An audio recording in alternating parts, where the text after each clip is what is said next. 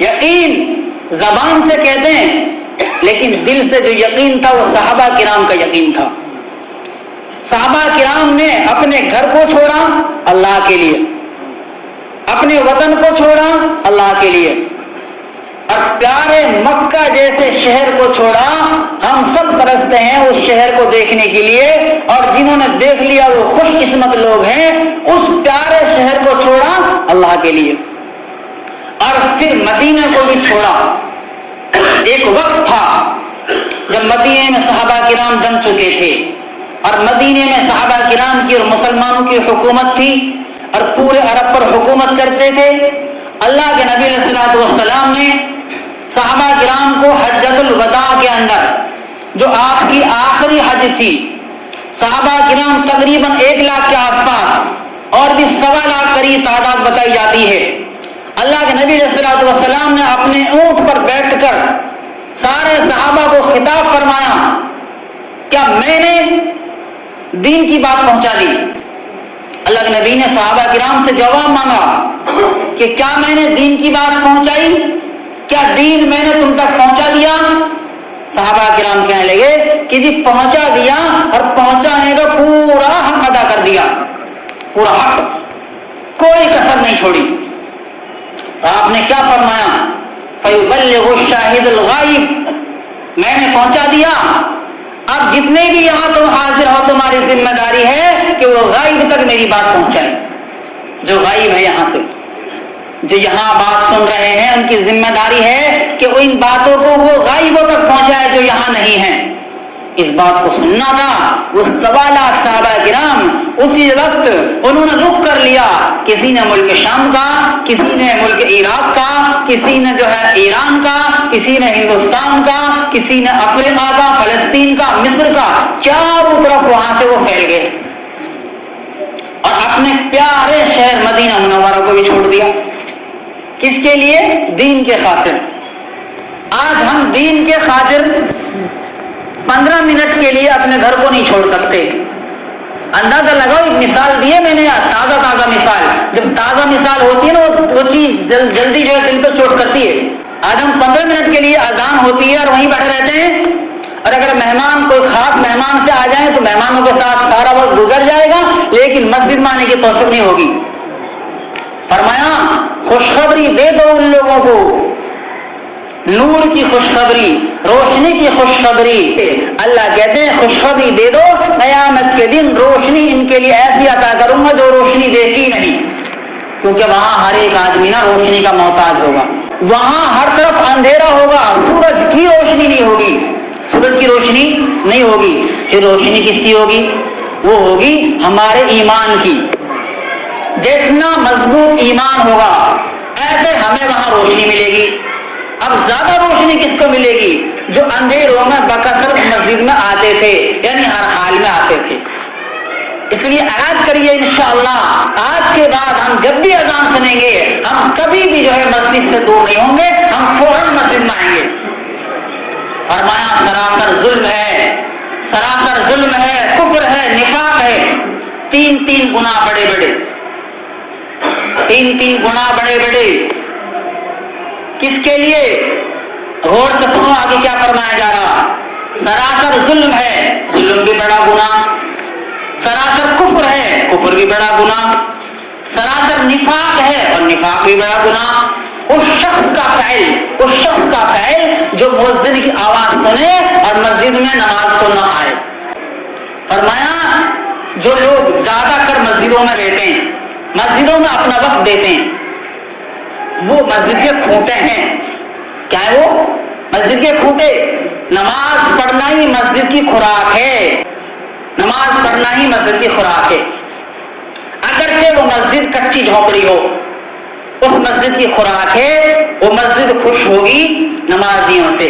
مسجدوں کو آباد رکھو نمازیوں سے, نمازیوں کو بلا کے لاؤ, چاہے گشت کے ذریعے سے ہو, چاہے ملاقات کے ذریعے سے ہو. اپنے بچوں کو دین سکھاؤ, نماز سکھاؤ. مسجدیں تو جنت کے باغ ہیں, اور جنت باغ میں جاؤ تو خوب چرو, جنت باغ میں جاؤ تو خوب چرو. صحابہ کہنے لگے کہ چرنے سے کیا مراد ہے, چرنے سے کیا مراد ہے, اور جنت کے باغ کیا ہیں؟ آپ نے فرمایا جنت کے بعد مسجد ہے، اور چلنے سے مراد کہ جب آپ مسجد میں چلے جاؤ تو خوب سیکھو اور سکھاؤ، پڑھو اور پڑھاؤ، سیکھو اور سکھاؤ کہ بھائی دیکھو میری نماز صحیح نہیں ہے، آپ مجھے سکھا دو، چلو میری نماز صحیح ہے میں آپ کو سکھا دیتا ہوں، چلو دو بیٹھے ہیں وہاں پر اس کی اتحیات سن لو یا اپنی اتحیات اسے سنا دو، یہ ہے مذاکرہ، دین کا مذاکرہ۔ صحابہ کرام ایسا مذاکرہ بار بار کرتے تھے، صحابہ کرام کو ایسے مذاکرے کا بے انتہا شوق ہوتا تھا، اور ایسے مذاکرہ کرنے والے ان کو مل جاتے تو ان کو دنیا سے زیادہ، دنیا و ما فیہا سے زیادہ خوشی ہوتی تھی۔ ایک سبحان اللہ کہنے کا ثواب ساری دنیا کی بادشاہت سے بڑا ہے۔ حضرت سلیمان علیہ السلام کیسے بادشاہ گزرے ہیں ہم سبھی جانتے ہیں، چیونٹی پر بھی حکومت تھی، درندوں پرندوں چرندوں پر حکومت تھی سلیمان علیہ السلام کی، اور سلیمان علیہ السلام نے خود اللہ سے دعا مانگی، اللہ سے کہا تھا اے اللہ بادشاہ ایسی چاہیے جو میرے بعد کسی کو نہ ملے۔ اللہ نے اس زمانے میں جب سائنس کا کوئی رول نہیں تھا، کوئی گمان نہیں تھا، اللہ تعالیٰ نے اس زمانے میں ان کے تخت کو ہوا میں اڑا کر دکھایا،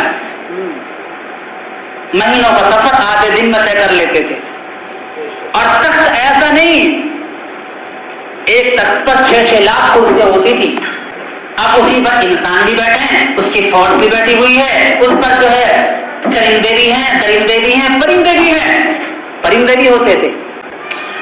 سلیمان علیہ السلام اپنے تخت کو اڑا کے لے جا رہے تھے، رستے میں ایک بزرگ اللہ کے ولی نے تخت کو دیکھا تو انہوں نے کہا کہ سلیمان اللہ نے آپ کو کیا بادشاہت عطا فرمائی ہے کہ جناتوں کے ذریعے اللہ تعالیٰ نے آپ کی مدد کی اور ہوا پر آپ کی حکومت ہے۔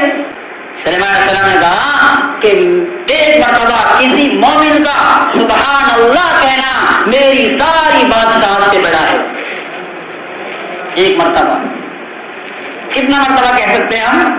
اس سے پتہ چلا کہ ہمارے پاس سلیمان علیہ السلام کی حکومت سے بھی بڑی حکومت ہے، جب تک کہ ہمارے پاس کلمہ ہے، کلمہ نہیں ہے تو پھر کچھ بھی نہیں ہے، کیونکہ کلمے کے ساتھ ساری چیز کی طاقت ہے۔ سب سے اہم جو کھمبا ہے نا، کھمبا اسلام کے 5 کھمبے ہیں، سب سے اہم ہے کلمہ، اس کے بعد نماز، پھر زکوٰۃ، پھر روزہ، اور پھر حج۔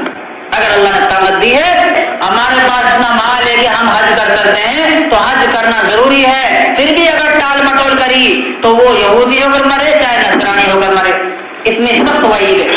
موت آ گئی تو ضروری نہیں کہ اسلام پہ مرے گا، اسلام چھن سکتا ہے اس سے، اللہ اس سے اس کے دل سے ایمان نکال سکتے ہیں، کیونکہ جب موت آتی ہے نا تو اس وقت بڑے امتحان آتے ہیں، بڑے امتحان آتے ہیں، شیطان بھی سامنے آتا ہے، شیطان بھی آتا ہے، اس لیے ڈرتے رہنا چاہیے کہ کب ہمارے دل سے یہ نعمت چھین جائے۔ اللہ سے مانگنے میں کم سے کم آدھا گھنٹہ لگاؤ۔ آدمی جب اللہ سے مانگتا ہے نا 15-20 منٹ میں تو اس کا دل نرم ہوتا ہے، اس کو رونا آتا ہے، اور جب تک رونا نہ آیا جب تک کیا مانگا ہم نے کچھ بھی نہیں مانگا۔ ایک بزرگ کہتے ہیں کہ مجھے پتہ چل جاتا ہے میری کون سی دعا قبول ہوئی کون سی نہ ہوئی، تو کسی نے پوچھا جی آپ کو کیسے پتہ چل جاتا ہے؟ کہ جس دعا میں میرے روٹے کھڑے ہوں، جس دعا میں میرے آنکھوں سے آنسو بہ رہے ہوں اور میں ہل رہا ہوں اللہ کے سامنے اللہ کے ڈر سے، میں سمجھ جاتا ہوں میری یہ دعا قبول ہو گئی۔ دعا قبول ہونے کی یہ نشانی ہے کہ آپ کی آنکھوں سے آنسو گرے گا، اور آنسو گرانے کے لیے آپ کو پتہ کیا کرنا پڑے گا، آپ تنہائی میں مانگیں۔ اور میرے بھائیوں، مسجد کی فضیلت تو میں بتا ہی رہا تھا، آج سے یہ سوچ لو کہ انشاءاللہ ہم اب نماز نہیں چھوڑیں گے، انشاءاللہ ہم نماز اب نہیں چھوڑیں گے، مسجد میں حاضر ہوں گے، مسجد کے کھوٹے بننا ہے ہمیں، مسجد کے کھوٹے بننے سے فرشتے ہمارے ساتھی ہوتے ہیں۔ پہلے مسجد تھی کچی، پہلے مسجدیں تھی کچی، پکے تھے نمازی، آج مسجدیں ہیں پکی، کچے ہو گئے نمازی۔